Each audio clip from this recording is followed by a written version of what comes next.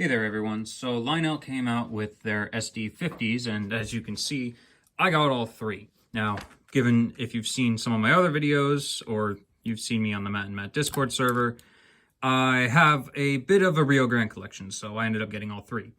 Now, there are plenty of other people who could give a better in-depth review than I could, but I figured I'd go over some of the stuff that Lionel got both right and wrong with the Rio Grande unit specifically. Now, first off, I'm going to say they do offer the option to convert to scale couplers, as you can see here.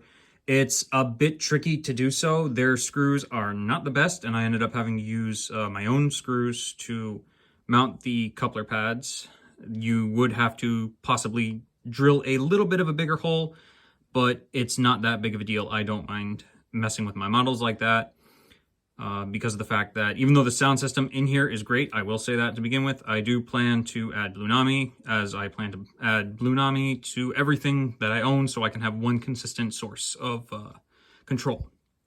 Now, for the good, the paint is amazing. Everything on here is very accurate, and honestly, it is kind of surprising. So far, it's run great. Now, I've only had it on a test track. I'll just say that just outright first. My layout currently is not operational since it is going under a complete rebuild.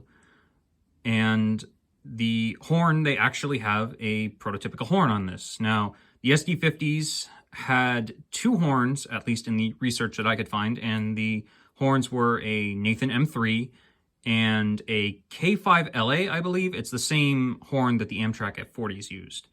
And the horn is accurate to, I believe, a K5LA, and they have a K5LA horn, so accuracy there.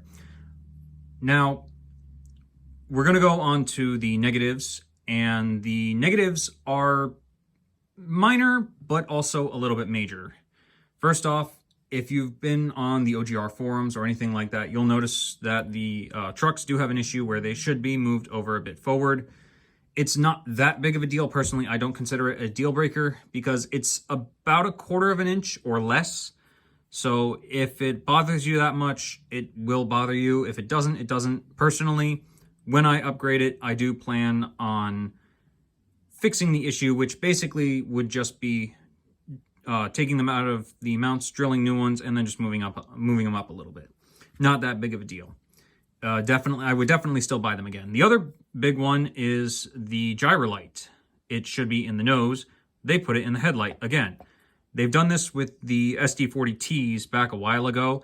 Now, if I recall correctly, having the gyro light in the head was a Southern Pacific thing, and the Rio Grande always like to put the gyro lights in their nose. Not that big of a deal for me as well. It does irk me a little bit, but when I do change everything up, I will just swap the lights down there. And if I could do that beforehand, hey, I can do that beforehand. But it's not that big of a deal. I also do plan on putting a shim into the space between the kinematic pilot and the body. It's not that much of a gap. About a 30 thou sheet of styrene would do. So all in all, that's not that bad. And honestly, testing is really just something that I've just been enjoying. I've been enjoying running these back and forth on the test track. And honestly, I really just am excited to have these. These are the first locomotives I've pre-ordered in a while, and I couldn't be happier. And for what it's worth, I'll put these on the test track and we can hear some of the sounds.